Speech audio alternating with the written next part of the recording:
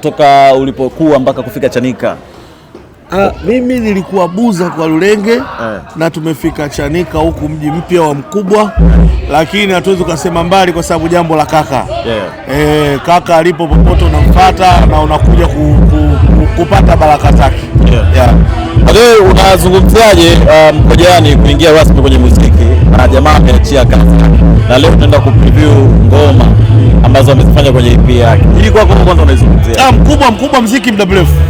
Mkubwa muziki muda mrefu huwa anagusagusa kwa sababu Mkubwa hata hao vijana wa Bongo Flava wanaofanya chakatu chaka wengi yeye anawapaga hizo njia. Sijui unaelewa. Huo Mkubwa ni mambo yake na anajua anachokifanya.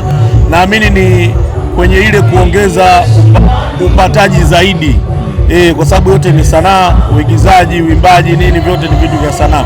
Kwa hiyo siamini kama anabahatisha, anajua na anachokifanya anakijua, na hata tukiona zile tour zake anavyosema Singida si wapi aendage kuigiza, ni anaendaga kufanya show. Kwa hiyo ni kitu ambacho anakifanya na anakijua. Tumeona leo, maana hii wiki imekuwa wiki ya nyumba hii. Hatari vurugu mechi nakwambia. Unamzungumziaje ndugu yako na Mjengo? Kweli sanaa inalipa?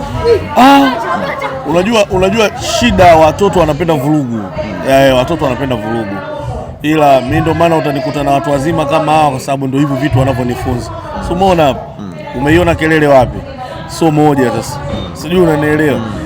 Akikuonyesha za wapangaji, akikuonyesha biashara zake, ndio unataka ujue huyu jamaa anauza unga. Kumbe ni sanaa. Sanaa inalipa kaka. Ukifanya ukaitendea haki, ukajijua wewe nani, misingi yako ikoje, sana inalipa. Sikongope mtu. Kwa haters, watu ambao wana comment negative sana baada ya kuona wasanii wanapost mafanikio yao. Yani watu hawaeleweki wanatakaje.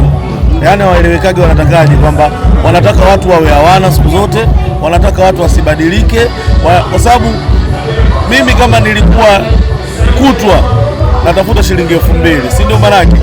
Inapotokea wakati ambao 2000 ile nayo, hata nyinyi mnaoni support, mnatakiwa mwe proud. Mmesupport sio na zikoloma, mmesupport mtu ambaye leo anaonekana na jamii na watu wengine wanaendelea kumkubali. Sio, unanielewa? Ukisupport mtu kila siku yule, hata nyinyi mnamchoka. Kwa mtu anapofanikiwa, hata sisi tunao support tunasema yes, kweli huyu ni mtu na ana kitu.